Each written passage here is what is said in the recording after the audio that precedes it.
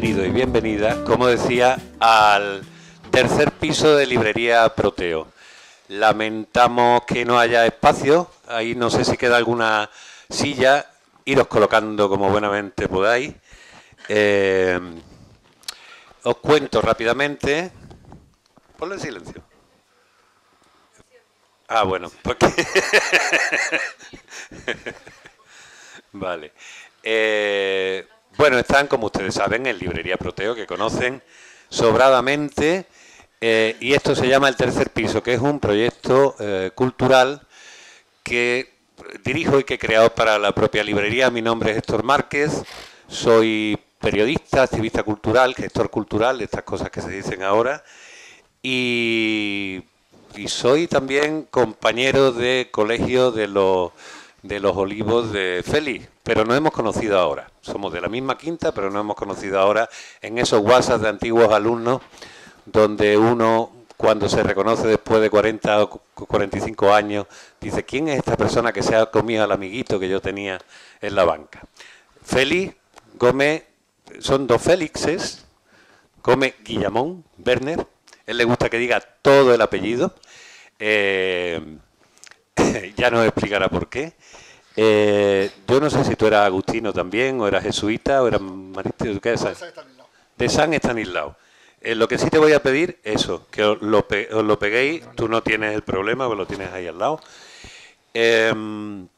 Como decía, esto es el tercer piso, que lo que busca con una serie de proyectos, una serie de actividades divididas en distintos ciclos, es acercar y crear una comunidad alrededor del mundo del libro, con todas sus facetas, y alrededor del mundo de la lectura. Este proyecto se presentó hace muy pocos meses al Ministerio de Cultura, que lo aprobó, lo subvencionó y lo apoya como un proyecto ideal para el fomento de la lectura y del libro. Hoy estamos aquí para presentar el libro que han escrito estos dos señores a la limón, juntos pero no revueltos, cada uno, ahora nos explicarán cuál ha sido la mecánica, que se llama Un viajero por la historia de Málaga. Está editado por Ediciones del Genal. Yo querría que aquí estuviese, pero está trabajando ahora mismo la responsable de Ediciones del Genal, María Ángeles Tarifa, para que nos explicase un poco esto. Pero como está trabajando y no para de trabajar, está arriba en la cuarta planta haciendo sus cositas, y si después la vemos aparecer por aquí, le hago participar en algún momento. Así que seré yo quien hable un poquito del libro y estableceremos un pequeño diálogo para contar exactamente en qué consiste. Tenemos con nosotros también a una actriz, Leonor Regife, que leerá algunos fragmentos del libro. Os pido de entrada disculpas porque esto no sea más grande. Yo estaba contento de decir, bueno, si no caben más de 70 personas, tampoco hay ningún problema, porque esto no es el Carnegie Hall, y entonces será más o menos sencillito, o será menos duro ver que hay 20 personas y que ocupan el espacio, pero como ven ustedes, esto está teniendo bastante más éxito del esperado, de lo cual nos alegramos. ¿Qué es Un viajero por la historia de Málaga? Ellos lo contarán ahora, directamente en el diálogo que vamos a presentar. Pues básicamente es una historia de la ciudad contada en primera persona por un personaje que han ideado, que tiene la virtud de haber vivido más de 2.500 años, de envejecer tan lentamente que le ha permitido estar desde los primeros momentos que tenemos un poco de historia sobre la ciudad, que ha dejado vestigios, como es la llegada de los fenicios a la ciudad, hasta las... Ah, mira, aquí está María Ángeles. Te haré entrar al final. ¿Has visto tú en qué se ha convertido todo esto? Como os decía, hasta la llegada de las primeras elecciones democráticas en 1977. Esa vida de este personaje permite, a través de 17 hitos históricos, contar en primera persona la historia de esta ciudad. Ambos son amantes de la historia, ambos son amantes de la escritura y la literatura. Ya se conocieron antes en el libro de Porfirio Verdú, con el que te unen a ti lazos importantes, lazos familiares. Tenemos también aquí, o sea, Félix Gómez Guillamón Werner, como ya veréis, ha contado algunas de las partes de las historias que se cuentan en este libro por una relación familiar importante. Es descendiente directo de Manuel Agustín Heredia, exactamente. Tiene relaciones con los Loring, tiene relaciones con todos. Menos, o sea, menos con los Larios, con todos. Con los Larios, con todo. Eso está bien. Eso está bien. Les quería contar una cosa para que ver, como ustedes habrán visto y se habrán dado cuenta, quien tenga, dice, ay, esta estatua, ¿dónde está el Marqués de Lario? Esto supongo que ustedes saben lo que sucedió en las revueltas obreras de 1931. Aparte de la quema de convento, una de las cosas que se hizo fue sacar al Marqués de Lario del pedestal de la estatua, lo tiraron al mar y sustituyeron en su lugar la alegoría del trabajo, que sabemos todos, bueno, que no lo sepa ya lo va a saber ahora, que era un torero famoso de la época, Mazzantini, que era el que hizo de modelo para esta alegoría del trabajo. Bueno, pues anunciando el libro en Facebook, resulta que en la editorial tenemos un sistema para promocionar, digamos, las publicaciones que hagamos para que llegue a más gente. Tú pagas. Y no la rechazaron. Y nos la han rechazado porque el algoritmo considera que esta imagen histórica de alguna manera incita al conflicto político. Esto para que vean ustedes hasta qué nivel de imbecilidad hemos llegado, donde se está pretendiendo reescribir la historia constantemente. Estos señores la han escrito. Todo lo que cuentan es real, todo lo que cuentan pasó, pero está contado en primera persona. Así que yo ya me voy a callar y voy a empezar a preguntarles a ellos. Lo primero, la historia que ayer contaba Alfonso Vázquez, que lo tenemos ahí. Hola, Alfonso. Como saben, grandísimo periodista y también miembro de la Academia de Historias y Ciencias o algo así, ¿no? Más o menos. Le hace una entrevista en el diario La Opinión, en La Opinión de Málaga, perdón, y contaba Félix, y vamos a empezar por ahí, por el origen, que un día subió en la bici, subiendo una cuesta, no sé por dónde andaba. Como camino de Fuente de la Reina. Camino de la Fuente de la Reina, algo tan malagueño, de pronto tuvo una iluminación y llamó a Félix por teléfono, a Félix Gómez. Cuenta un poco cómo bueno, empezó pues aquello. nada, en primer lugar agradecer que estéis aquí, aquí hay miembros de mi familia, amigos de distintos ámbitos, vecinos, en fin, y agradezco profundamente.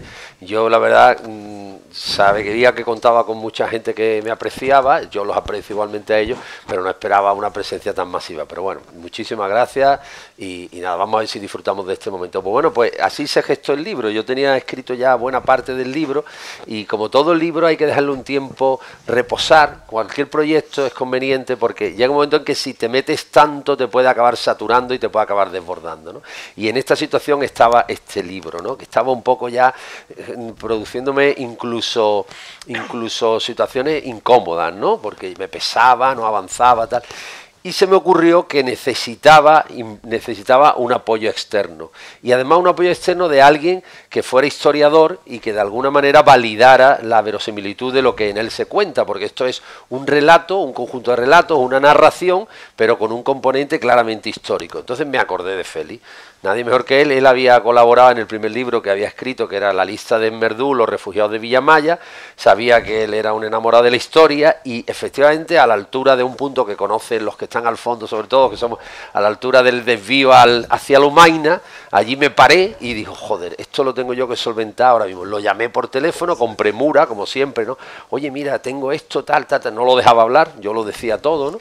Pero es que tampoco creo que lo dejaba ni respirar, ¿no? O sea, dime ya que sí, dime ya que sí, dime ya que sí, ¿no? Y decía, bueno, vale, pero sí, pero bueno, entonces cuéntame un poco más cómo es el proyecto. En fin, aquello fue el inicio y nada, yo le dije, mira, yo creo que tendrías tú que introducir los capítulos relativos sobre todo, muy concretamente a la ciudad de Málaga y siglo XIX y al siglo XIX que tú de alguna manera sé que es el siglo que mejor conoce de porque la estructura la tenías ya clara. Sí, yo lo tenía claro. Yo tenía claro que tenía que ser un personaje y en primera persona el relato. Yo quiero que este libro, esto es un libro de divulgación, claro, y el que lo adquiera o el que lo lea, que piense que el viajero lo ha cogido de la mano y le ha dicho, venga que vamos a pasear por la historia. Y te voy a pasear por 2500 años de historia, ¿no?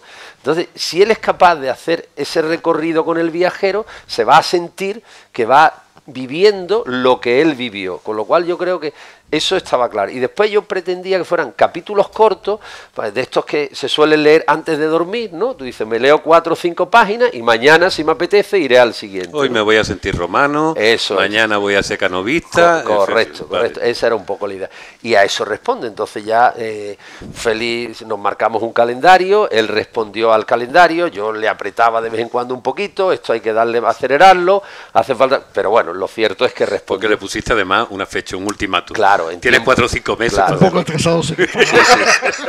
Sí, porque estas cosas son así. O sea, si tú las dejas... es verdad que hay que dejarlas reposar, pero tampoco puedes dejarlas eternamente, porque si no, te sonroja incluso publicarlas, ¿no? Entonces, bueno, pero como ya me he envalentonado con ocasiones anteriores, pues hemos llegado hasta este punto.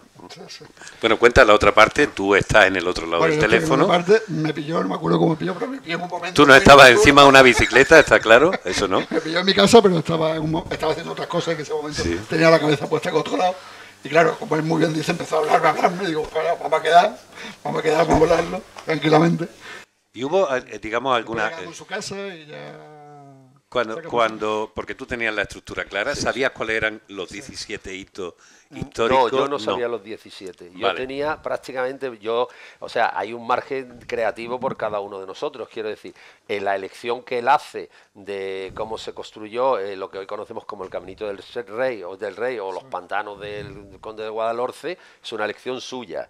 El relato de los Baños del Carmen es una elección suya. De alguna manera tenía los periodos históricos, sí son una asignación. Vale. Yo ya había trabajado me imaginaba pues la Hispania romana, me imaginaba en una época en la que convivían los judíos con los musulmanes, con los cristianos, y todo eso ya lo había trabajado. Él me sugirió, oye, ¿y si hablamos un capítulo sobre el viaje desde Tiro de los fenicios hasta fundar Malaca? Me parece perfecto, complementa el libro, y así fuimos, pero no hubo ninguna dificultad en llegar a un consenso, vamos, en ese punto. Y hay una cosa que es curiosa, cuando lees el libro, no notas demasiado, digamos, el cambio de pluma. Es decir, que eso también era una de las cosas, darle unidad, aunque vosotros ponéis al frente de cada capítulo quién ha escrito el capítulo, pero darle una unidad, que eso es lo que a mí me ha llamado la atención, es decir, que el lenguaje, porque evidentemente... Claro, el personaje, si nos atenemos a vuestro presupuesto, es un tipo que sí, que vivió vivió hace 2500 años, viene de Tiro, pero que después llega hasta las elecciones del 77, que es decir, que tiene todo el bagaje de 2500 años. Para la construcción de la forma de hablar, de cómo habla ese personaje, habéis, creo, tomado, digamos, una elección que más o menos hable con un lenguaje parecido a lo que podemos identificar en cada época. Correcto. Exacto. Bueno, también hay muchos libros, hay muchas publicaciones también de historiadores conocidos y demás, que reflejan bien cómo se hablaba en cada época, porque además están las cartas, está la correspondencia, está la documentación. Y claro, lo que somos historiadores, yo soy historiador, solemos trabajar mucho con papeles, ¿no? Entonces... de ahí sacamos cómo se hablaba en cada época. Y para ti fue un reto, porque ya Félix venía envalentonado. Para mí fue un reto. Para ti fue un reto. Para mí fue un reto porque yo como historiador pues estoy más acostumbrado a la investigación y menos a divulgar. Eso es uno de los fallos que siempre tenemos los historiadores, que sabemos investigar mucho, pero sabemos muy poco divulgar. Eso.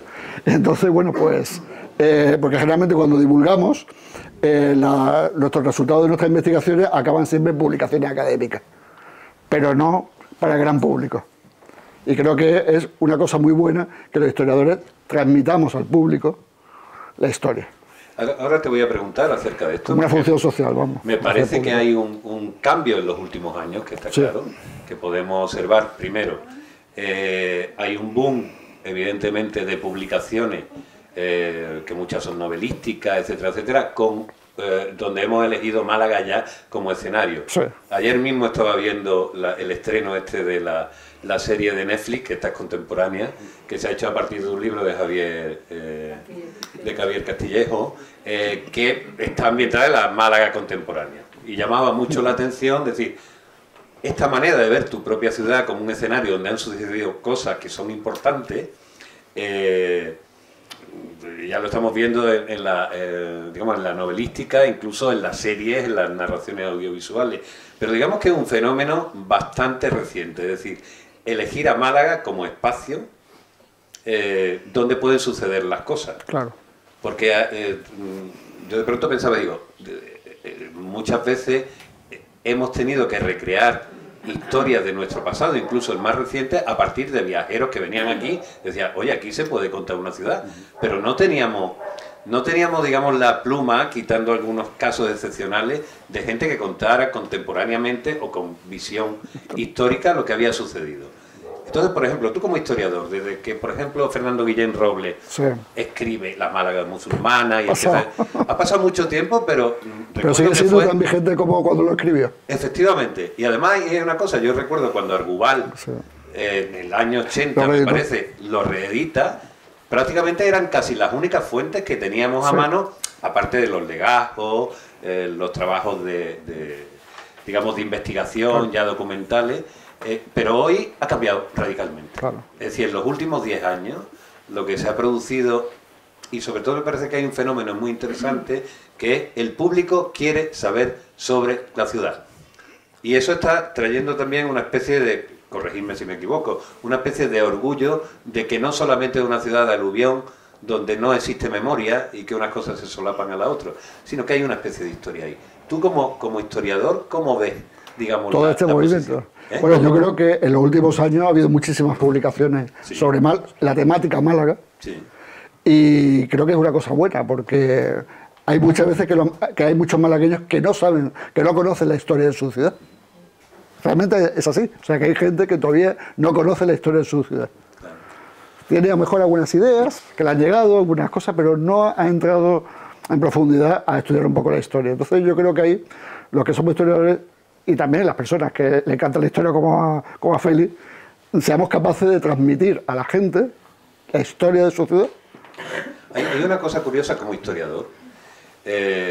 Yo como periodista, cuando he intentado contar en algunos momentos elementos históricos de la ciudad, me encontraba precisamente con que había la propia historia de Málaga, que es muy de solapamiento, de llegan unos, se ponen encima de otros, bueno, lo vemos en el Teatro Romano y en la Alcazaba, cómo se aprovechan. Eso no es una cosa exclusiva de Málaga, pero al ser Málaga tan pequeñita geográficamente, ser un territorio tan especial, no era una cosa de decir, bueno, vamos a dejar aquí esta mezquita musulmana, vamos a dejar esto. No, tú lo tenías que ir sacando, horadando, buscando. Sí, se aprovechaba siempre que se tenía una casa para poder saber lo que había abajo. Exactamente.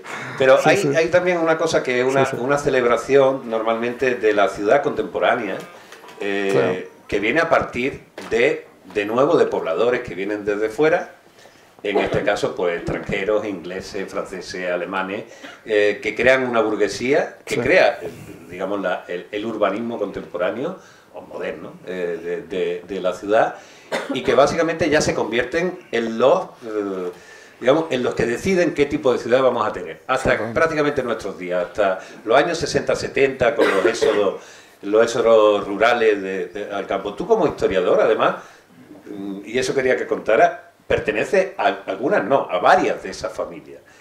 ¿Cuál fue la importancia realmente que tuvieron todos esos apellidos extranjeros? Bueno, vamos a ver. Realmente cuando uno analiza la historia de esos apellidos, en realidad se ve que son personas normales y corrientes, que han tenido la suerte de que cuando ellos llegaron a Málaga no había nada. Entonces, pues claro, todo lo que hicieron pues era maravilloso para la ciudad, ¿no? Por eso son distinguidos, ilustres, y yo me siento, bueno, como parte de esa familia, pues también me siento orgulloso de haber contribuido a la ciudad, ¿no? No solamente con industria y con comercio, sino también con una voluntad de hacer ciudad. Porque si, por ejemplo, analizamos a un personaje del libro, que es mi bisabuelo, Leopoldo Werner Martínez del Campo, a él le daba igual ser conde, le daba igual. Y fíjate que él había vivido en la corte de Napoleón III de Francia, se había criado allí. Con lo cual, pues, de repente, pues él decide que quiere ser una persona normal, que le da igual los títulos, que le da igual todo, porque él lo que quiere es trabajar en lo suyo, que es ingeniería de caminos. Y hacer chorro y hacer otro tipo de cosas, ¿no? también estuvo en el puerto como jefe de la Junta del Puerto. En fin, entonces esa visión de conocer a... Yo creo que hay que empezar a desmitificar a los personajes históricos. Estoy de acuerdo. Pero explica esa idea que me parece... ¿Por qué creo que hay que desmitificarlo? Bueno, pues sencillamente porque creo que los personajes históricos muchas veces los recreamos, los inventamos. Claro.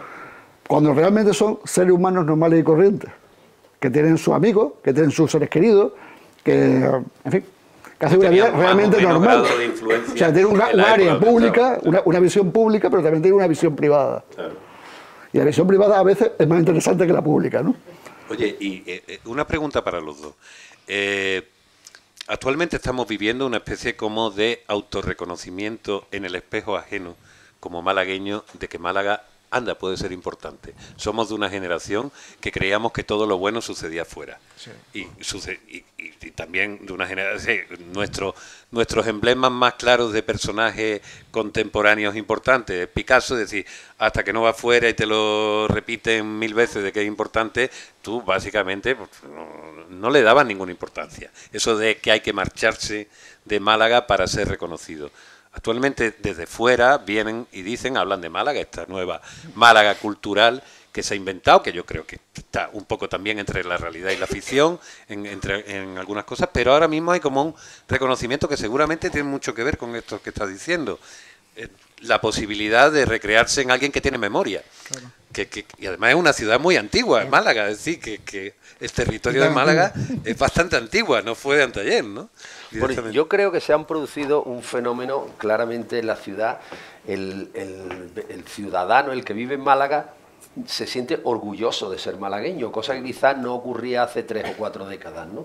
No es que lo ocultara, pero es verdad que hoy día todo el mundo, no solo a nivel local, sino fuera de Málaga, se desea vivir aquí. Y eso nos ha llevado a creer que esta es una ciudad que está, por su ubicación, por su cultura, por su historia, está en el epicentro de los lugares donde se pueden hacer cosas más interesantes.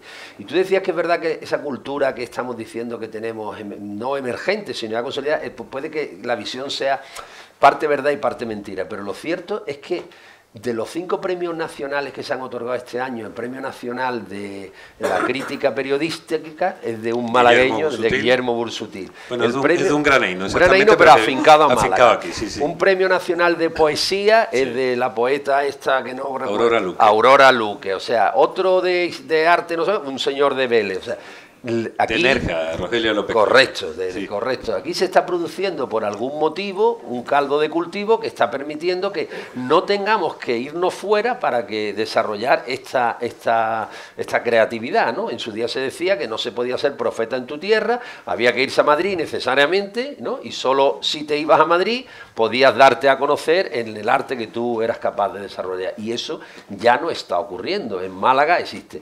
Yo he estado en ocasiones en la térmica, con amigos, con mi mujer, con miembros de mi familia, y decíamos, probablemente el acontecimiento cultural más importante que esté ocurriendo hoy en el país está ocurriendo en la térmica. O sea, recuerdo un día en el que confluían varias personas de primer orden, y además con la ventaja que aquello estaba abarrotado. O sea, que hay días aquí en los que tienes que dudar si vienes o al tercer piso, o vas al CAC, o vas a la Sociedad Económica de Amigos del País, o te vas a la universidad, o te quedas en tu casa, y hay partido de fútbol. Pero prácticamente martes, miércoles y jueves, casi todos los días, hay varios eventos. En este momento, en el Centro de Arte Contemporáneo, está Miguel Ángel Oeste presentando o hablando de su libro Vengo de ese miedo, que ha tenido muchísima fama.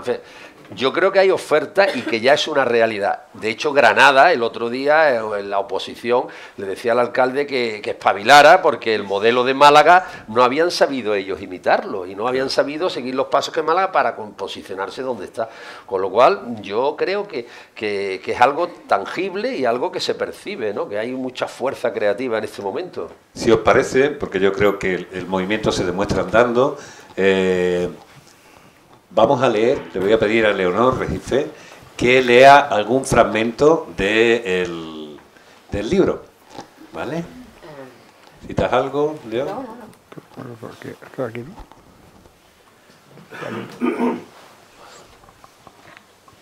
¿Hola? Aquí es, vale. Al igual que en otras partes de Europa, las autoridades colaboraban y hacían listas de libros prohibidos. Las primeras listas se publicaron en la Santa Sede en Roma, mientras que la Inquisición española publicó su propia lista en la que se incluían algunos clásicos de la literatura castellana, bien de modo total o parcial. El Lazarillo de Tormes, el Amadís de Gaula, la Celestina e incluso el Quijote en su segunda parte. De este último, el censor ordenó que se suprimiese una frase en el capítulo 36 de Cervantes, que decía: las obras de caridad que se hacen flojamente no tienen mérito. En las ediciones recientes y actuales, esta frase vuelve a aparecer, si bien estuvo durante décadas prohibida y suprimida. Pero además se estableció otro mecanismo de control: la visita a las librerías, para lo cual se le obligó a los libreros a llevar un inventario completo que debían entregar a requerimiento de las autoridades e inspectores inquisitoriales cuando hacían visitas a sus negocios. Estas listas de libros prohibidos han permanecido hasta hace bien poco, de manera que fue el Papa Pablo VI, muy probablemente coetáneo del lector de este libro, el que mandó suprimir el índice de libros prohibidos, pese a la oposición de la parte más conservadora de la curia romana, siendo en 1948 cuando por última vez se publicó este índice. Lo que en su día fue la Inquisición, tras la última gran reforma durante el papado de Juan Pablo II, recibe el nombre de Congregación para la Doctrina de la Fe, cuya misión principal era promover y tutelar la doctrina sobre la fe y las costumbres en todo el orbe católico. Gracias, Leo. Este capítulo que has escrito tú, Sí. Los judíos sefardíes, ponnos un poco digamos, en contexto Bueno, de lo que Leo nos ha contado, que además ha querido hacerlo precisamente porque estamos en una librería. Correcto, Y era correcto. adecuado. A ver, a mí me parece, yo creo que los judíos, nosotros desde pequeñitos, de alguna forma hemos recibido una educación de rechazo hacia los judíos, ¿no?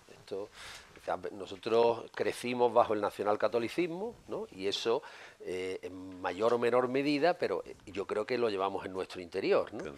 El judío es un pueblo que, aparte de todas las vicisitudes que ha pasado en su vida y demás, es un pueblo muy creativo, es un pueblo muy emprendedor, es un pueblo que tiene unas virtudes muy importantes y en España siempre ha sido muy maltratado.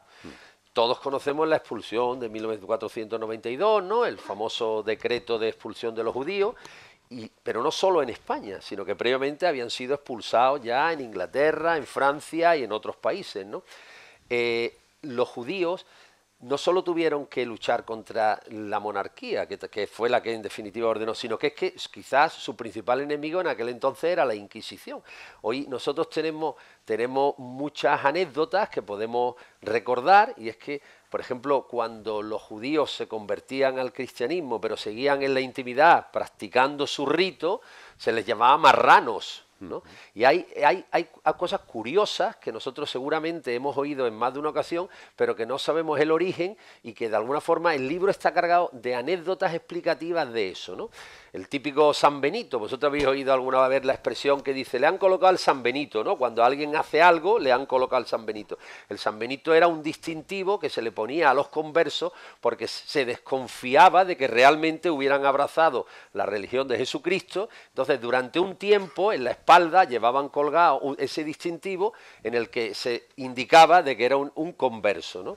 Pero es que no solo eso, nosotros aprendimos de la persecución de los judíos probablemente a través de las películas de los nazis, ¿no? Con la famosa estrella, la estrella amarilla, pero es que ya en la España medieval se les señalaba también con un distintivo en la solapa.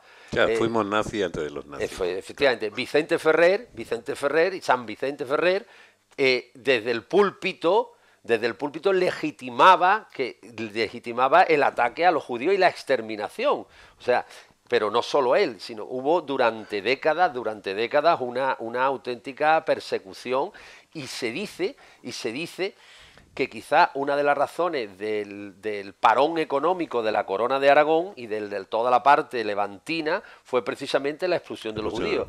No solo por la pérdida de capital humano muy importante, sino porque eran gente muy emprendedora, claro, y gente con un poder adquisitivo alto, con lo cual lo menos inteligente que puede hacer un reino es expulsar a sus mejores hombres, ¿no? Claro. Entonces, bueno, yo he querido reflejar ahí también la figura de la Inquisición, que de alguna forma está muy presente en el libro, y era como garante de la pureza de la fe, ¿no? Y que perseguía cualquier herejía, cualquiera que se salía del dogma, pues recibía el castigo de organismos perfectamente estructurados, que además tenemos la ventaja de que eran muy metódicos en los expedientes, o sea, que ellos no eran condenas improvisadas, sino que tenían todo un procedimiento legal. Cuando detenían a una persona acusada de herejía, a esa persona se le aislaba, se le nombraba una persona que se encargaba de su defensa, aunque al final fuese una pantomima, pero lo cierto es que formalmente se le hacía. Se le sometía a una serie de interrogatorios y si él tenía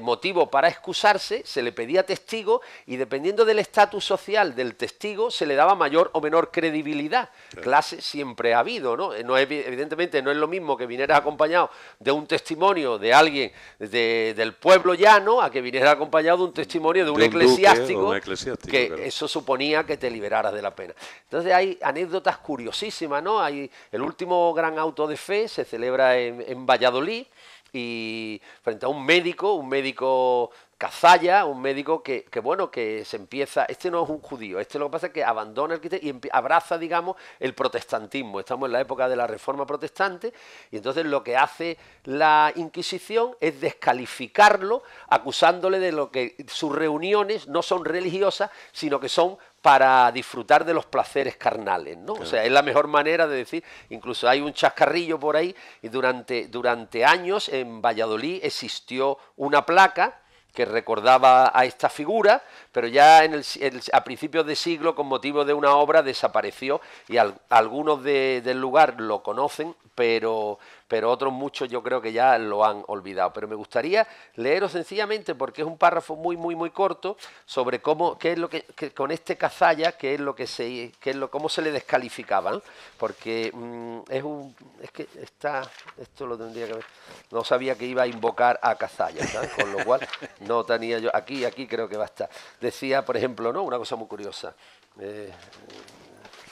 Los judíos sabéis que los sefardíes tenían incluso una lengua propia que se conserva, es el ladino. Claro. Y incluso se cuenta que en los campos de concentración nazi, en Mauthausen y en algunos otros, oraban y repetían las oraciones que ellos habían cantado en la tierra que ellos recordaban que era Sefarad, que era Hispania, ¿no? Sefarad solo eran los judíos que venían de Hispania, porque había otras partes de Europa donde también ellos habían vivido, ¿no? Decía, árboles lloran por las lluvias y montañas por los aires, así lloran mis ojos por ti, querida amante. En tierras ajenas yo me voy a morir, frente a mí hay un anhelo que con sus ojos me mira, llorar quiero y no puedo, mi corazón suspira, vuelvo y digo, ¿qué va a ser de mí? En tierras ajenas yo me voy a morir. Era el llanto que hacían recordando su paso por aquí, por nuestra península, ¿no? Pero bueno, claro, llegó Torquemada y Torquemada pues hizo muchos estragos. Después, ya con esto acabo, hubo otros que fueron más prácticos, que dijeron, bueno, vamos a ver, ¿a mí qué más me da? Yo me hago cristiano, ¿no? Y eso me permite prosperar, ¿no? Entonces, alguno decía, ¿con la Torá judía podría yo haber llegado a ser algo más que un rabino? Ahora bien, gracias al colgado, se refiere al colgado de la cruz, se me rinden toda clase de honores. Mando en la ciudad de Zaragoza y la hago temblar. Y cuando tengo ganas, ¿quién me impide ayunar en Kipur y observar nuestras fiestas? Cuando yo era un judío no me atrevía a saltar las barreras del Sabbat. Y ahora hago todo lo que me place. O sea, es otra visión de la vida. Dice, bueno, yo en público me muestro como cristiano y sigo en la intimidad conservando mi rito, ¿no? En fin. Hay una cosa que me gustaría preguntaros a los dos antes de darle a Leonor que lea otro párrafo. ¿En qué medida como historiadores o como investigadores de la historia vamos a irnos a las ideas que teníamos cuando éramos más niños? Que nosotros nacemos en una época donde ya prácticamente las cartas están marcadas, hay cosas que no se hablan, que no se atreven a hablar y precisamente cuando vas investigando la historia dices, esto no es como me lo habían contado. Ya esa idea donde todo estaba marcado buenos, malos, que tú estás aquí contando, que dependía mucho de quién tenía el poder en cada época histórica. ¿Qué es lo que habéis descubierto como historiadores que se os han caído, digamos, los mitos que nos enseñaron cuando pequeños? Una pregunta un poco gigantesca, pero bueno.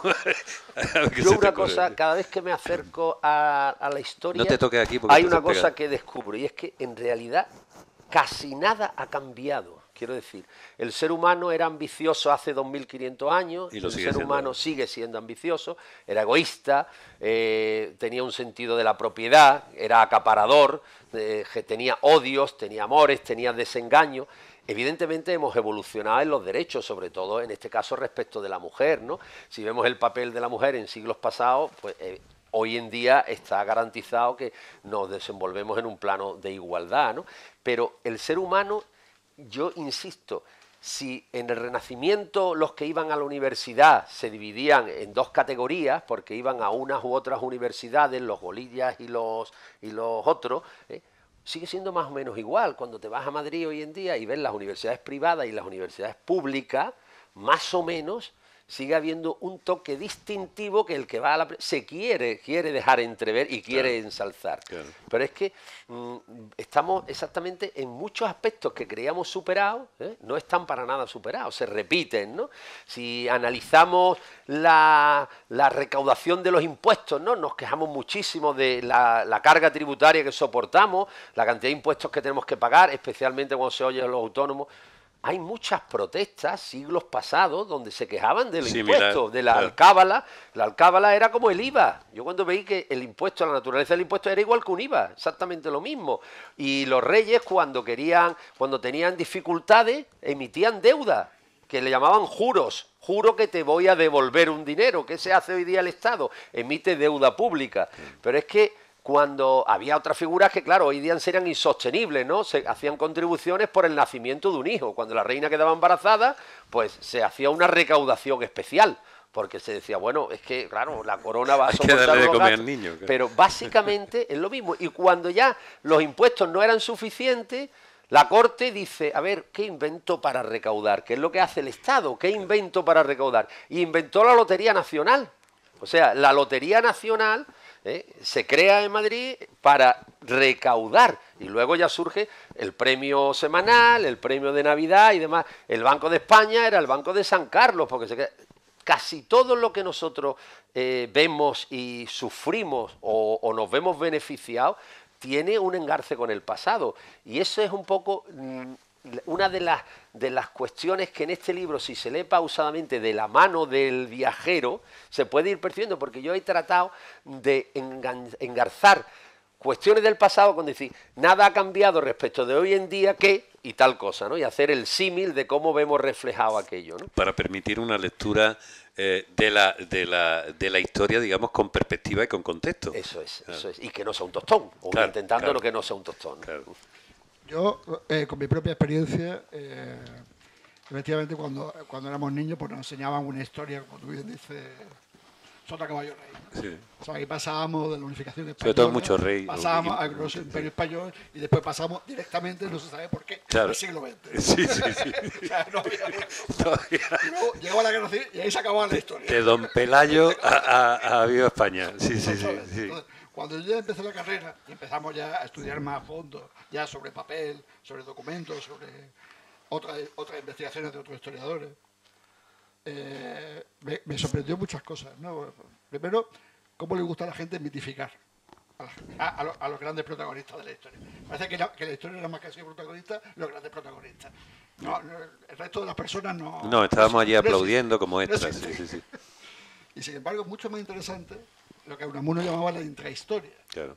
Es decir, la historia de la sociedad, la historia de las comunidades, de la comunidad social, me refiero, ¿no? Y a mí sobre todo me gustó mucho, que eso fue, parece que fue, no sé si fue el tercero o un cuarto de carrera, cuando empezamos a estudiar lo que era la historia de las mentalidades. Que aunque en la carrera se estudiaba un poco como la evolución de las ideologías, en realidad en la historia de mentalidades también incluye lo que son las mentalidades propiamente dichas, es decir, cómo la gente piensa. O sea, ante un acto, ante una situación, ante un hecho histórico, ¿cómo reacciona la gente? Hoy mismo lo estamos viendo. Cada vez que uno abre cualquier red social, vemos las cantidades, ante una misma noticia, la cantidad de reacciones diversas que se pueden dar sobre la misma noticia. Y que seguramente eso sucedía en los mercados y todo eso, pero no había un histórico de Twitter para recordarte que dijiste el rey está chalao o el alcalde no tiene ni idea. Exactamente. Claro. Entonces, lo que hemos estudiado un poco más historia, más a fondo, digamos a nivel ya de archivo, a nivel también de coger testimonios de gente, a nivel de biografías, de tal, hemos visto a esa otra historia, ¿no? La historia real de esto. En uno de los capítulos que trato aquí, que es sobre Ortega y Gasset, que está dedicado exclusivamente a Ortega y Gasset porque fue alumno de San Estanislao, hay un punto que pongo que es cuando él descubre la historia vasca, porque él va a estudiar Derecho a Deusto, y ahí descubre a Pío Baroja, descubre a Zorín, que están estudiando en ese momento, están metiéndose a fondo en lo que es la cultura vasca, en la historia vasca, en la lengua vasca, las tradiciones vascas, vasca navarra. Sí, sí. Y eso, para ellos es un placer. Dice, es que esta historia no nos han contado. Claro. Pasa lo mismo que nos pasa a nosotros. A ellos también les pasaba lo mismo. Es que esta historia no nos la han contado. Nos han contado otra historia, pero esta no. Oye, y en el momento en que tomáis la decisión, digamos como estrategia de construcción, vamos a inventar un personaje que va evolucionando, evidentemente, a lo largo del tiempo. Entonces ahí se plantea, a ver, el personaje le vamos a meter mucha caña en la identificación de sus relaciones personales, le vamos a dotar de una caracterología, o tiene que ser lo suficientemente ambiguo para poder estar a lo largo del tiempo. A mí eso no me ha creado ningún problema, la verdad. A mí tampoco. La literatura, con ella puedes hacer magia. Tú, claro, en unos momentos es una persona humilde y, como yo digo, hijo de una prostituta en Roma, bueno, en Málaga, siendo ciudad... Y siguió siendo hijo de prostituta posteriormente en mi capítulo también. Pues correcto. Pero luego en otro momento se encarna en un personaje... O sea, que es la historia de un auténtico hijo de puta, con perdón. Bueno, pues podría ser. A mí lo único que yo quiero... El libro tiene un epílogo final que yo le dedico a mi madre. Ahí es algo, que es muy hermoso. Lo tenía escrito y dije, es que yo quiero que esto quede reflejado, si no se perderá en algún lugar de un ordenador. Eso es, ¿no? Pero previamente, algo que sí me entristece cuando yo decía que no ha cambiado mucho la vida de hace 2500 años la vida ahora, y es el papel de los mayores en la sociedad. O sea, yo creo que los mayores se les ha perdido el respeto, la admiración. Me indigna enormemente, ¿no? Me indigna enormemente que de alguna manera los hijos no seamos capaces de entregar lo mejor de sí en el cuidado de nuestros mayores, ¿no? Y eso es algo que se refleja en el capítulo final, por eso le lleva a una cierta tristeza, porque el final es un señor que ya mayor, ya ha cumplido 2500 años, ha tenido esa suerte, ¿no? Pero hace un poco balance de su vida y se ve que sus hijos van a verlo ocasionalmente, pero en realidad el propósito que tienen es meterlo en una residencia. Lo que pasa es que han hecho cuenta y no les sale con la pensión que él tiene. Ellos tendrían que suplementarla y no se ponen de acuerdo para el suplemento que necesitan para la residencia, ¿no? Y yo quise cerrar eso así porque... eso sí me parece que es algo, eso puede ser común a Málaga o a Zaragoza. Es muy contemporáneo. Pero muy contemporáneo, muy contemporáneo. Hemos padecido una pandemia hace un par de años y quizá todos podemos remontarnos que los primeros y los principales damnificados fueron los mayores en las residencias, ¿no? Los que sufrieron. Y eso es algo que ahí se ha pasado página, cada familia lo ha sufrido más o menos cerca, pero no ha habido más, o sea, como que nos hemos resignado de que como tenían 80, 85 o 90 años, pues ya habían vivido bastante, ¿no? Y se hizo incluso una especie de selección de hacia dónde dirijo los medios, ¿no? Y como tengo escasez de medios y tengo falta de camas hospitalarias, pues los dedico a cuidar a los más jóvenes o a los que tienen algunas posibilidades de sobrevivir y casi me olvido no metiéndolos ni siquiera en el sistema sanitario, ¿no? Entonces, yo eso sí creo que ha cambiado en el pasado respecto en este libro. Sí, cuando es hijo, es un hijo que admira a su padre, o sea, admira los valores de sus progenitores, ¿no? Lo respeta, lo admira y por tanto, yo eso sí creo que es algo que difiere actualmente respecto del pasado. Eso yo creo que es un melón impresionante que tenemos que seguir abriendo y dejando abierto delante porque, claro, yo pensaba, digo, con la edad que tenemos nosotros ahora, los niños que éramos entonces éramos viejos directamente, o sea que no, ahora ya hablamos que es más viejo, ¿no? Claro, o sea, claro. pero que realmente a los mayores se le tenía un respeto, una consideración y que durante la mayor parte de la historia de la humanidad eran los que detentaban el saber, el respeto, simplemente por la experiencia de diablo, por viejo más que por diablo, y se les respetaba. Hoy en día no, hoy en día son números que cuando dejan ya de producir y lo has extorsionado todo lo que podía, ahí se quedan. Y encima no hay... bueno, no me quiero calentar con eso porque me caliento mucho. Quiero que Leonor, que la veo ahí repasando, se levante, se vaya a su atril y nos lea otro párrafo.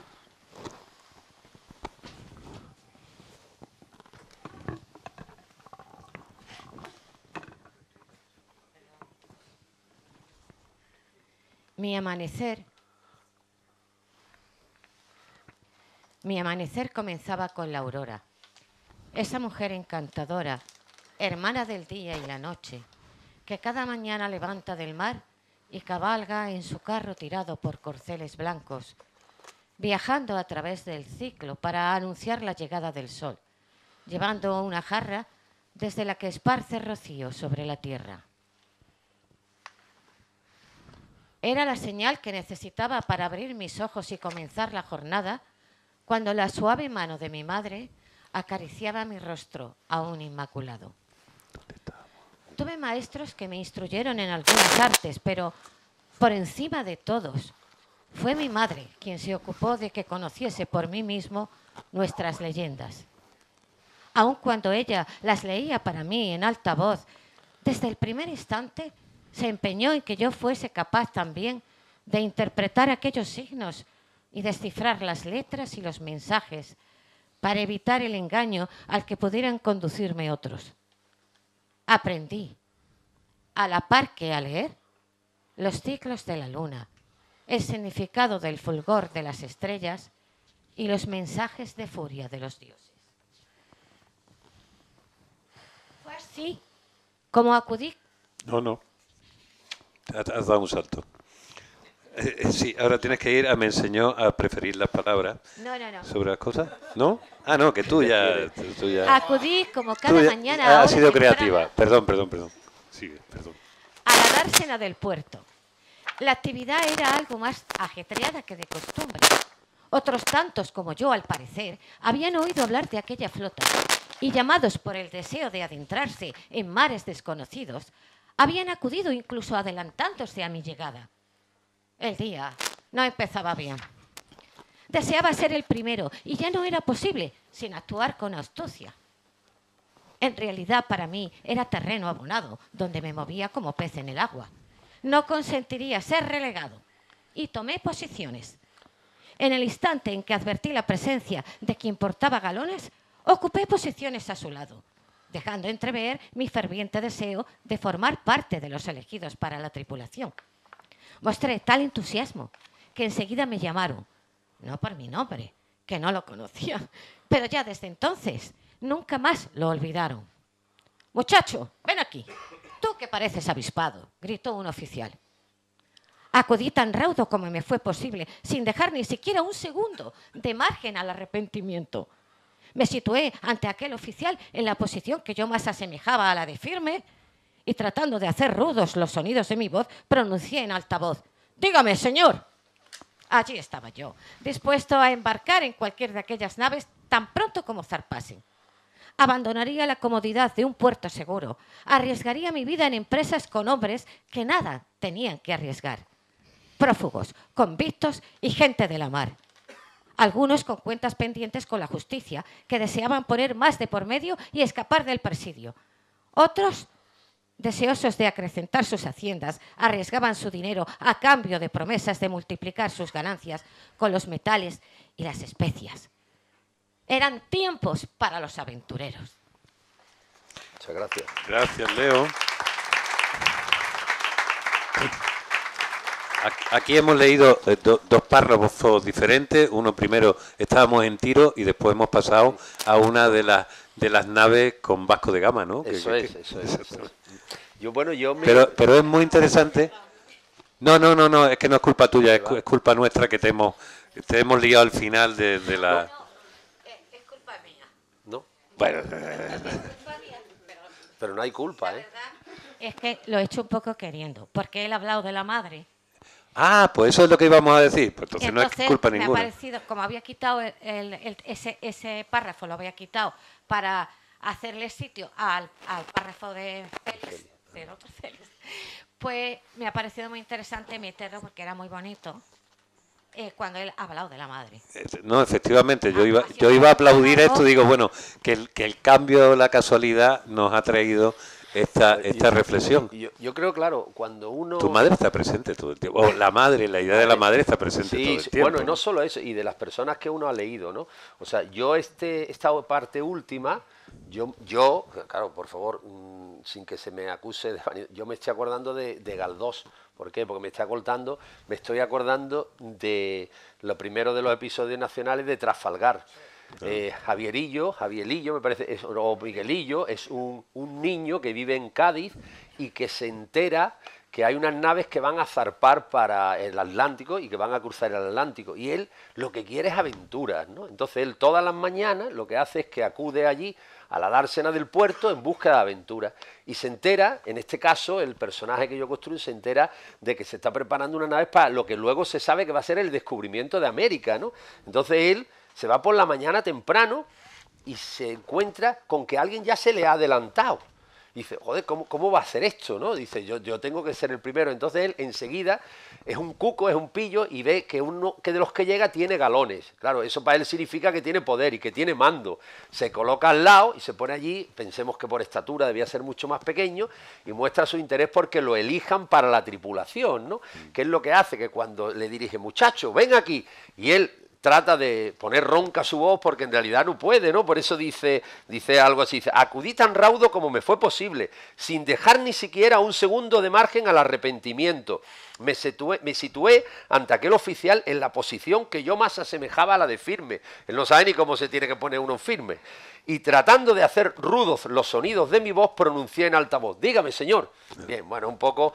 Y el otro capítulo, el otro que leí antes, pues sin lugar a dudas, y tengo que contar una anécdota que hoy me hace que esté entusiasmado por vuestra presencia y por lo que me ha ocurrido, es que está inspirado en Irene Vallejo. Irene Vallejo es una... Pero como sabía que ibas a hablar de Irene, lo vamos a dejar un momento al bueno, final. pues luego lo cuento, pero vamos por a favor, traer a Irene. oír la Irene es anécdota fundamental que es aquí.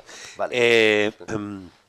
Como esto ya nos han dicho, un engolfamiento, empezamos a hablar, y aquí hay unos tiempos, le voy a pedir a Leo que lea el último párrafo porque es el que se refiere, que ha escrito Félix, el otro Félix, ¿vale? O el Félix primero, no sé quién es el uno y el otro. No hay primero ni segundo. En razón de edad no sé quién sería ni siquiera mayor o menos. Me imagino que yo seré mayor, ¿no? Yo soy mayor. Entonces te lo respeto, hombre, te lo respeto al tocayo. No, yo mayor. Yo soy el tú eres el mayor. ¿Es lo que me está diciendo? Vale, bien. Yo no sé si se escucha esto. Sí. Sí se oye, sí. ¿Te sujeto el libro? ¿Leo? ¿Te sujeto el libro? ¿No? ¿Te puedo hacer de atril humano? Don Rafael Benjumea procedía de una familia sevillana originaria de la Puebla de Cazalla. Sus antepasados, como los de don Leopoldo, se remontaban hasta la guerra contra los moros. A los cristianos que se asentaron en estas villas reconciliadas con el cristianismo. Perdón. Voy a empezar porque aquí hay un párrafo. Un poquito complicado. No es complicado, sino que... Se ha colado. Está equivocado. Sí. Ah, que una rata, has descubierto una rata. Sí, perdón. Es que tenemos un tino para encontrar una rata cuando no debe. Disculpad por la nota. Sí, hay una rata, lo siento. Voy a empezar Como por este ahí. libro no tiene ratas con H, ¿no? A ver, Bien. don Rafael Benjumea procedía de una familia sevillana originaria de la Puebla de Cazalla. Sus antepasados, como los de don Leopoldo, se remontaban hasta la guerra contra los moros, a los cristianos. Pero al casarse hacía poco tiempo con Isabel Loring Heredia, había entrado a formar parte de la aristocracia local malagueña. Parece ser que cayó bien a los Loring y a sus amistades. Era divertido y afable, ingenioso y ocurrente.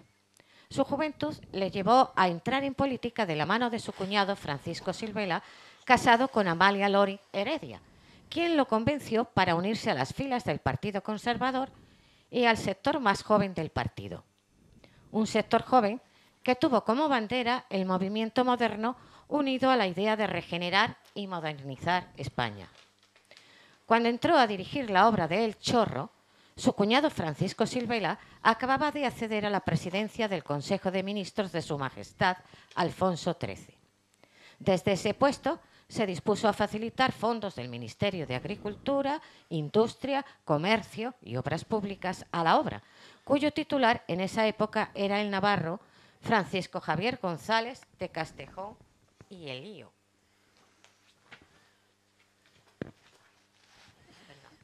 Don Leopoldo me indicó que había aprovechado la existencia de un molino de harina cercano al Salto del Chorro para aprovechar la estructura y sustituir la maquinaria a tiro animal por modernas turbinas generadoras de electricidad. La idea era superar los 3.000 voltios de potencia, algo que no se había logrado con anterioridad, un récord insuperable si tenemos en cuenta los medios con los que contaba don Leopoldo y don Rafael.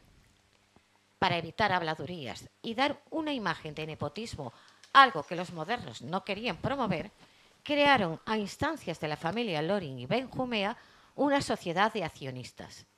La Sociedad Hidroeléctrica de El Chorro, cuyo mayor accionariado estuvo en manos de Francisco Silvela, Jorge Loring, nuevo conde de la Casa Loring, y Rafael Benjumea.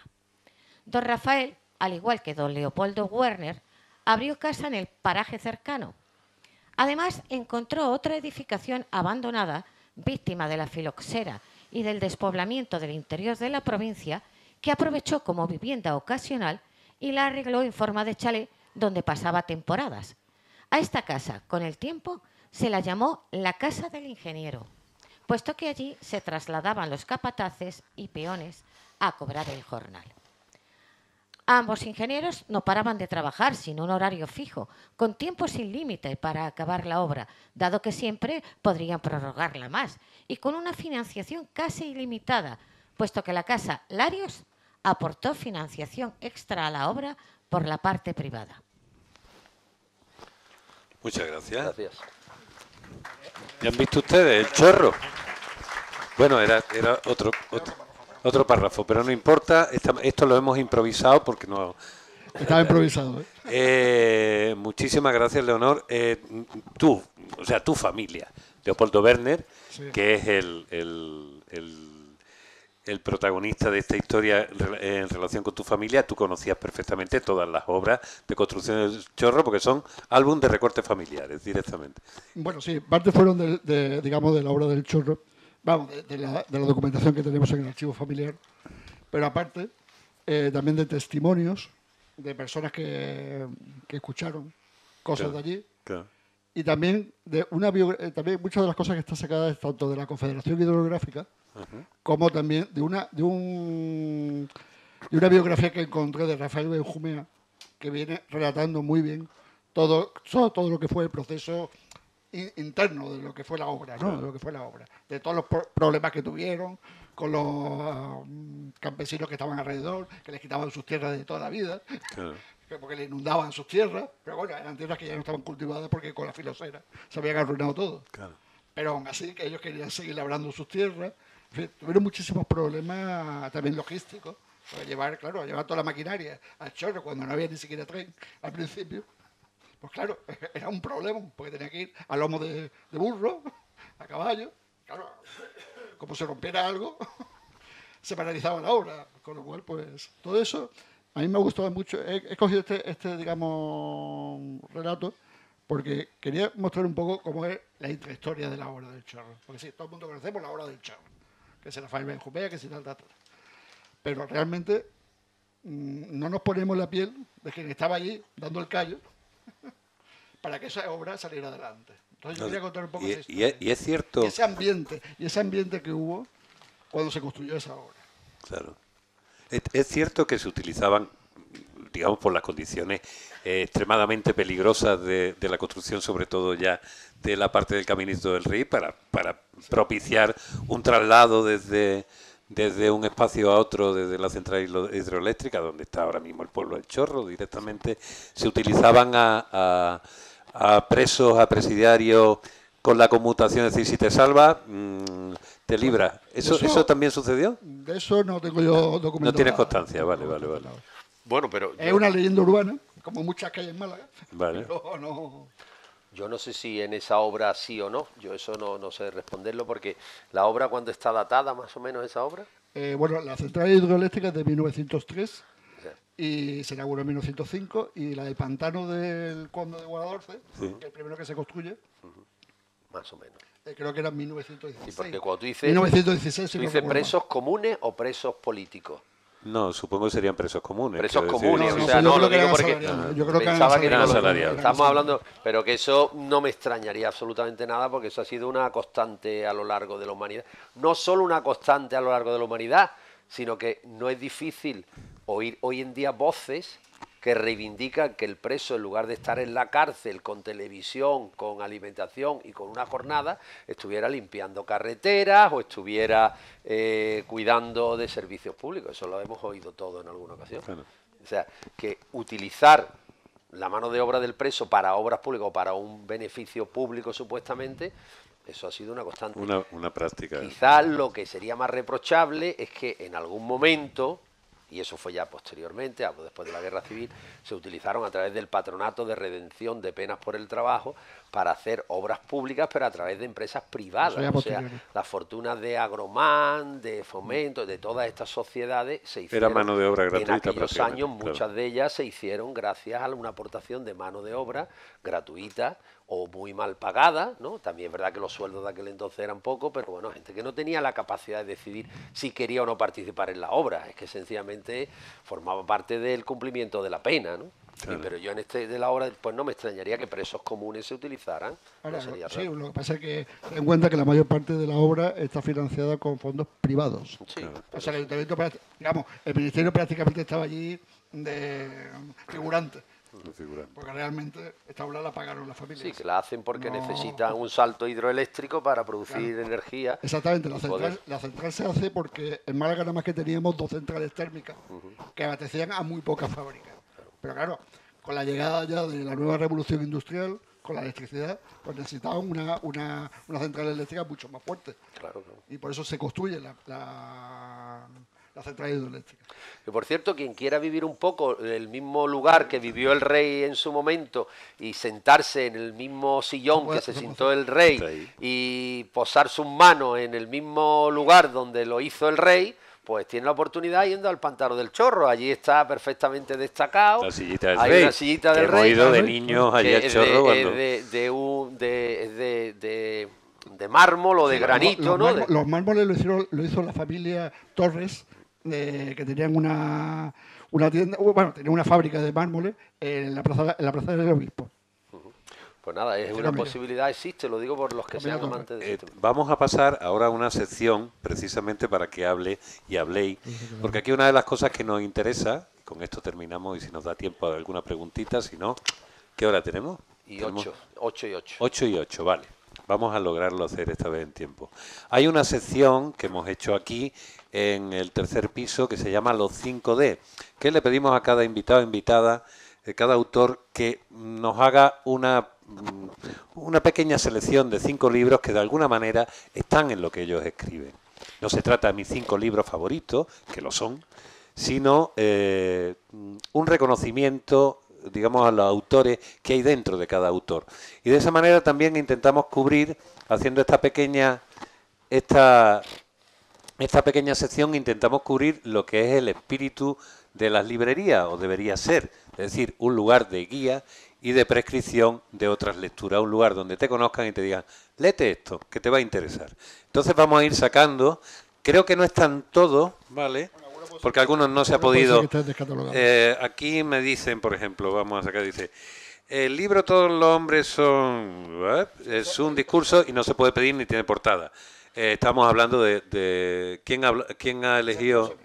Este es tuyo. Feli, El árbol de la ciencia, de Pío Baroja, ya que estábamos hablando de descubrimiento, con la edición de Pío Caro Baroja en Cátedra. ¿Por qué este libro? ¿Por qué este libro? Pues cuando lo leí, o sea, yo, el primer libro que leí de Pío Baroja fue Zalacaín el aventurero. Ajá. Que que eso ya no lo encargaban, casi no lo metían claro, en el colegio, ¿no? El colegio, sí. Pero a raíz de Zalacaín el aventurero, que a mí me gustó mucho, leí también Las brujas tiene un nombre vasco que no sé ahora mismo pronunciarlo. Y luego leí El árbol del silencio, que es cuando Pío Baroja va a Madrid y se encuentra con toda la intelectualidad de Madrid de aquel momento. Y a mí me gustó mucho porque es una persona que está formándose, aprendiendo, conociendo nuevas cosas, sobre todo en el ámbito filosófico, en el ámbito intelectual. Es como un descubrimiento, ¿no? Un descubrimiento personal, ¿no? Por eso me gustó mucho. Eligiendo ahora uno y otro, a ver. Stefan Zweig, Momentos estelares de la humanidad, que se cumple este año, creo, el centenario. ¿De su fallecimiento? No. De su fallecimiento no puede ser, tiene que ser el nacimiento o el 50 en el año aniversario. 40 y tanto, 50, claro. En Brasil, no sé si de su nacimiento. Yo sé que celebramos algo, ¿no? una efeméride. Hombre, claro, sí ha habido en la térmica, en la Malagueta, en el Centro Cultural La Malagueta ha habido unas proyecciones de alguna vez recordando, sí, pero no. Pues Momentos estelares de la humanidad es lo que el título indica, o sea, son relatos cortos, ¿no?, de momentos que han cambiado el curso de la historia de la humanidad, ¿no? Por ejemplo, todos yo creo que conocemos la Marsellesa, ¿no?, el himno francés. Bueno, pues cómo se elaboró la Marsellesa. La historia de la humanidad cambia cuando los turcos se hacen con el poder de Constantinopla, en aquel momento que de alguna manera significa que geoestratégicamente, ¿no?, el mundo se divide de influencia religión, una de las religiones monoteístas, el catolicismo, y otra parte bajo la influencia del Islam, ¿no? Y Turquía, ese otro momento que él refleja.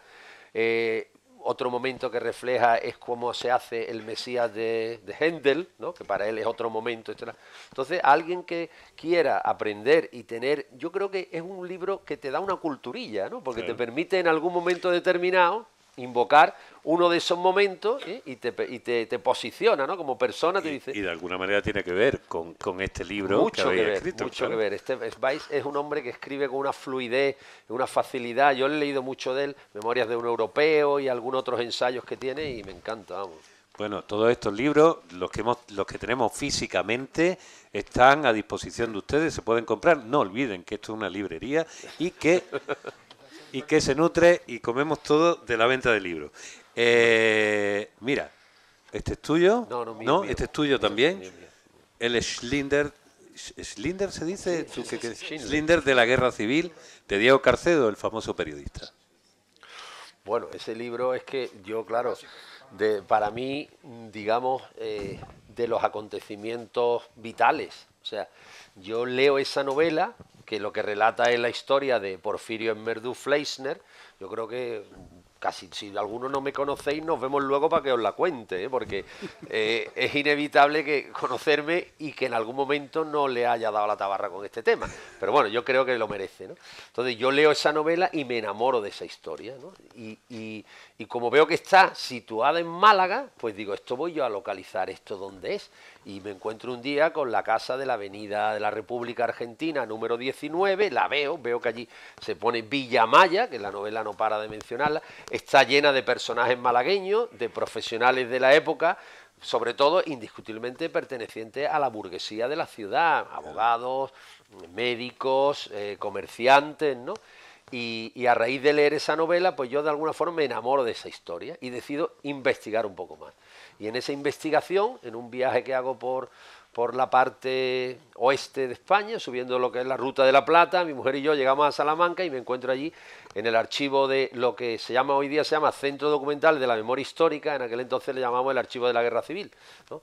Me encuentro con que me entregan un CD donde aparece un documento de unos 40 folios, que es el que había elaborado de su puño y letra y luego a máquina Porfirio Esmerdú para defenderse, porque a él le habían abierto una causa por haber ingresado en la masonería, en la logia Fraternidad. Entonces él se ve obligado a defenderse ante el régimen de Franco porque lo acusa de una pena de 12 años, le piden 12 años de cárcel, ¿m? Y elabora un documento diciendo, pero oiga, si yo en la guerra lo único que hice fue ayudar a unos y otros, mire, a esta persona la ayudé dándole un pasaporte falso para sacarlo por el puerto, a esta persona lo tuve refugiado en la casa del día tal al día cual, a este otro, y va relatando todo eso. Entonces, claro, cuando yo vi ese documento dije, bueno, esto tiene que ver la luz como sea, ¿no? Entonces el inicio de esta aventura en la que yo estoy inmerso, de esta aventura como aspirante autoral, creativa, está porque yo me vengo aquí, me entrevisto con Jesús Otaola, le cuento esto y me dice, hombre, esto claro que esto se puede publicar, esto es interesantísimo.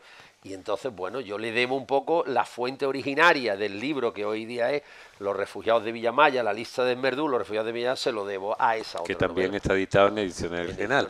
Voy a no dejarte que nos engolfes con Porfirio Esmerdú para terminar. Giro. Este también es tuyo. Aquí tenemos, este es tuyo. Hombre, Apocalípticos e Integrados de Humberto Eco. Este libro. Somos hijos de Humberto Eco, de alguna manera, nuestra generación. Para mí uno de los mejores escritores que ha habido contemporáneos, de los mejores que ha habido, vamos. No solamente por la novela suya, El nombre de la rosa, sino este está muy Como bien. ensayista. Baudolino, Exactamente. El cementerio de Praga, que para mí es una de las increíbles, sobre los O su magnífica historia de la fealdad, historia de la belleza, Praga. también para hacer una historia de... Claro, apocalíptico integrado es lo que decía Humberto Eco. Dice, ante un hecho hay gente que se adapta y hay gente que se vuelve inadaptada, porque Claro. no, le da miedo, digamos, descubrir algo nuevo. Entonces, prefiere quedarse lo que conoce. Mejor lo conocido que lo malo por conocer, ¿no?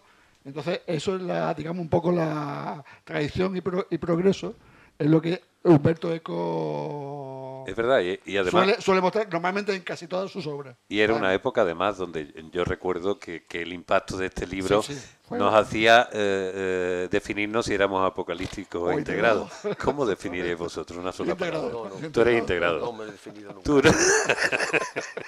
tú tienes más pinta de Ese apocalíptico. también ese- Este también es tuyo, Sí. venga.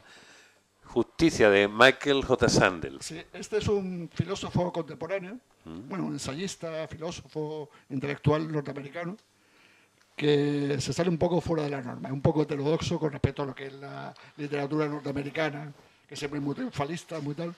Pues este hombre lo que hace es, sencillamente, es destripar lo que es el sistema educativo norteamericano. Y dentro de ese sistema, o sea, y a partir de ese destripaje del sistema educativo, se mete en el sistema judicial, en el sistema tal. Y al final es como un poco como... Acaba todo lleno de vísceras por el libro. Exactamente, ve toda la podredumbre que hay por debajo. Y él propone cambios positivos y constructivos con respecto a lo que había, ¿no? Conforme a lo que hay, ¿no? Y yo creo que es muy interesante, sobre todo para conocer la época actual.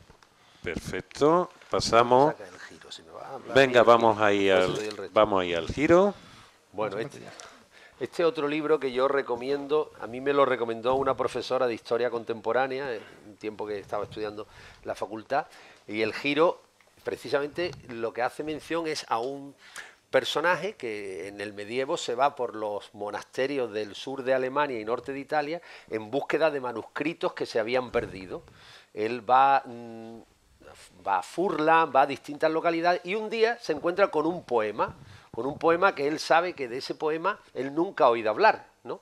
Entonces pide a uno de los escribientes, de los escribanos que hay allí en el monasterio, que le haga una copia. Se lo entrega con mucho cuidado, lo copia, y cuando llega de nuevo a Florencia y llega a Roma, se encuentra con que es un poema escrito 1000 y pico años antes, que es el poema de Lucrecio de Rerum Natura, sobre la naturaleza de las cosas. Yo de verdad que recomiendo, ese es un poema que supuestamente se escribió para quitar el miedo a los dioses, o sea, para que ese fetichismo y esa hechicería y ese miedo que se tenía, esa es una de las razones por las que se escribió ese poema. Entonces, el giro, lo que viene a decir es que la historia de la humanidad dio un giro a raíz del redescubrimiento de ese poema. Parte de la hipótesis de que si ese poema no se hubiera descubierto, seguiríamos anclados en la Edad Media, ¿no? Ajá. Y de hecho se sabe que en alguna de las viviendas de Herculano y de Pompeya, que sabéis todos que acabaron bajo los efectos de las cenizas del Vesubio, en los anaqueles de las casas señoriales más destacadas había copias de ese poema. Y se sabe que era el poema de cabecera de los presidentes y de los fundadores de los Estados Unidos de América, de los que hicieron en su momento la revolución. Y que, ¿por qué? Porque incluso aunque se perdieron por el fuego del Vesubio, hoy día han sido sometidos los restos a unas técnicas muy, muy depuradas, y se sabe que el giro desde aquel entonces se viene leyendo hasta ahora. Está de distribución gratis en internet para quien no quiera, y quien no, que vaya a una librería, evidentemente, ¿no? No le hagan caso a lo primero que ha dicho. No, perdón. Pero hay que comprarlo. No, me refiero al poema, el poema de Rerum Natura. El poema se puede descargar, que ya, un libro ya ha cobrado muy interesante. Mucho derecho de autor, Lucrecio, a lo largo. Vamos a leer, espera, estos dos últimos, te voy a dejar el de Zafón fuera, que es un libro que doy por hecho, leído. Te voy a pedir a ti que hables de este libro, que es Nuestra Juventud. Ah, ya no te funciona, Leo. Que se han ido las pilas. Bueno. Hola. Sí, déjaselo. Vale. Juan Salvador Gaviota. Juan Salvador Gaviota. Bueno, este es un libro que los que estuvieron estudiando conmigo, y aquí hay algunas personas que estudiaron conmigo, seguramente lo reconocerán porque era el típico libro que mandaban en religión. Sí, exactamente. El típico libro. Pero yo lo leí con mucho gusto, porque además Richard Bach, este ha sido el único libro que escribió. Claro. Con lo cual, es una joya que yo creo que no sé si está descatalogada. Pero aquí no se ha encontrado, desde luego. No sé. A mí es que me llegó a través de otra persona, no me acuerdo cómo, pero me llegó. Y para mí me gusta este mucho porque Juan Salvador Gaviota es un pájaro libre, heterodoxo, que mientras que todo el resto de las gaviotas quieren dedicarse solamente a comer, básicamente. Él se hace preguntas. Él se hace, ¿y por qué nada más que comemos? Claro. ¿Por qué no volamos? ¿Por qué no volamos? ¿Y por qué no hacemos vuelos acrobáticos? Claro. Y después, ¿por qué no, vamos, en vez de quedarnos siempre en el mismo sitio, no nos vamos a otro sitio? O sea, es como un espíritu libre, y a mí siempre me inspiró mucho. ¿Recordáis que este libro se hizo una película? Sí. Y que además Neil Diamond hacía las canciones? Exacto. O sea, los que tengan más o menos cierta memoria, algunas eran muy emocionantes. Vamos a terminar con la persona y el libro que de alguna manera a ti tú no lo puedes evitar, vamos. No digo que te casarías con Irene Vallejo, pero casi, porque está tu mujer presente. Tú le dejabas todo. Hagamos un trío con Irene Vallejo, hagamos una orgía con Irene Vallejo, que ha sido el gran, en el mejor sentido, por favor. Estamos en una librería, se nos permite la metáfora. Aquí aparece como tercera edición más de 500.000 de ejemplares vendidos de un ensayo que habla de la historia de los libros, de este artefacto maravilloso y de cómo salió. Yo creo que a ti te tocó, pero yo creo que hablas, lo que vas a decir en nombre de toda la sala que lo haya leído. Y quien no, ya está. Pues sí, la verdad que es que cuando El infinito en un junco es un libro que lo que relata, para los que no hayan tenido la ocasión de leerlo, es la historia del libro, desde la antigüedad hasta el momento presente, pero básicamente en la época de los Ptolomeos en Egipto, y en la época de Alejandro Magno, ¿no? Y de la biblioteca de Alejandría, y luego de Roma. Pero tiene cosas extraordinariamente bonitas, como por ejemplo en un vídeo que hay colgado en internet de Irene Vallejo, ella relata cómo la lectura, que es el paso previo indiscutiblemente a cualquier escritor, ¿no? O has leído mucho o es difícil luego poder escribir, ella piensa que en Grecia y en Roma era una cuestión femenina, que era una cuestión que hacían las madres a sus hijos. De alguna manera yo en este libro relato cuando el hijo romano le da gracias a su madre, le da gracias por dos cosas. Le dice una por haberle enseñado a leer y otra por no permanecer indiferente ante la humillación. Son las dos formas que son los valores que le ha entregado su madre. Bueno, pues Irene Vallejo, si os dais cuenta y analizamos un poquito el lenguaje, hay mucho de coincidencia entre la operación de coser, que era una tarea claramente femenina, y la de leer. O sea, se hilan las historias, tienen un nudo, se van enhebrando, ¿no? En fin, ella, eso le lleva a esa conclusión. Ese tipo de sutilezas que ella refleja en este libro a mí hizo que me enamorara de la obra. A raíz de eso he leído de ella el Manifiesto por la Lectura, he leído El Silbido del Arquero, este releído y tal. Pero claro, además te encuentras con que una mujer sensible y una mujer comprometida, ¿no? Entonces, en un momento de su vida, el gremio de editores está muy preocupado porque ve que la lectura está perdiendo fuelle, está perdiendo papel. Dice, tenemos que hacer algo para hacerla revivir. La juventud siente más atractivo por los artilugios digitales, ¿no? Que son mucho más fáciles de ver y son el poder seductor de la lectura frente al atractivo de la imagen y del sonido, ¿no? Y en ese duelo la asociación de editores decide contactar con ella para que haga algo, a ver cómo revertimos esta situación. Entonces ella elabora un libro que se llama El Manifiesto por la Lectura, un libro muy pequeñito, que se leyó en todas las ciudades de España el día del libro, se leyó, yo recuerdo aquí en Málaga, se leyó parte del Manifiesto por la Lectura, ella los derechos de ese libro los cedió gratuitamente, y antes de ayer, ya para rizar el rizo, ¿no? Nuestro querido amigo que está ahí, Alfonso Vázquez, periodista, jefe redactor de La Opinión de Málaga, se ofreció a hacernos un reportaje, como siempre, nos lo hizo, y al acabar en uno de los momentos le digo, bueno, yo es que esta figura a mí me tiene maravillado, y dice, si quieres le puedo mandar un correo a ver qué es lo que hace, porque ella es una persona muy sensible, muy llana, y lo mismo nos contesta, ¿no? Enseguida esta mañana le mandó el correo y le comunicaba, le mandó una fotografía de la portada del libro y de las primeras 2 páginas, que es lo que yo llamo un prólogo a modo de agradecimiento, ¿no? Porque yo ahí hago una declaración hacia Irene Vallejo de que le agradezco a ella lo que me enseñó, porque buena parte de que este libro se haya escrito es gracias a lo que ella escribió, ¿no? Y bueno, y hoy ha tenido la gentileza de escribirme, ¿no? Decirme que, aunque estaba de gira, de promoción, que deseaba que este momento fuera muy exitoso, que agradecía profundamente las palabras que había tenido con ella, que me mandaba unos besos con muchos, sin cuentos, y decía, o con muchos cuentos, ¿no? Decía cosas preciosas, ¿no? Y bueno, yo ya vivo de estos pequeños estímulos, ¿no? O sea, son las cosas de hacerte mayor, o sea, ¿no? Que es como al Chavea que Messi le firma la camiseta. Claro, como al Chavea que Messi le firma la camiseta. De hecho, yo la había conocido a ella en la Malagueta, porque vine aquí un día y yo le dije una cosa curiosa. Tenemos un amigo que hoy no nos acompaña porque está en un cumpleaños de un hermano, Antonio Velasco, lo apreciamos todos los que están allá al fondo, que somos amigos en común de la bicicleta, también lo ha leído, también Gonzalo lo ha leído este libro, y a veces cuando vamos haciendo nuestras rutas comentamos sobre este libro. Entonces yo en aquel día le dije, mira Irene, somos un grupo de aficionados. Y dice, hombre, la primera ocasión que me encuentro, porque he convivido con clubes de lectura, he convivido con centros de mayores, he ido a los colegios, pero un club ciclista que elija mi libro como motivo de debate y que sea motivo de comentario, y ella se quedó muy pasmada, yo también me quedé muy pasmado, ¿no? Yo dije, oye, pues esto le ha encantado, y evidentemente hoy cuando le he escrito, pues nada, el día tenía pinta de ser completo y con esto ya lo está haciendo sin lugar a dudas. Vamos. Pues yo creo que no hay, nos quedaríamos muchísimo más tiempo, pero no hay mejor final que saber que Irene Vallejo ha contestado a Félix Álvarez, y eso va a hacer que se venga arriba y tengamos historias y novelas y libros para disfrutar. Os doy las gracias por vuestra lectura, por vuestra presencia, por lo amigable de esta charla.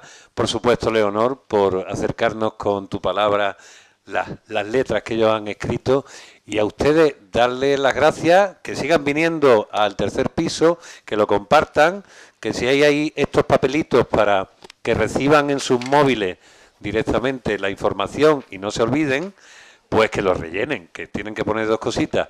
Y nada más, mañana tenemos la presentación de la obra Carmen, un monólogo teatral donde le pone voz a la cigarrera de Mérimée y de Bizet para ver lo que realmente pensaba. Muchísimas gracias a todos. Les pido un fuerte aplauso. Gracias.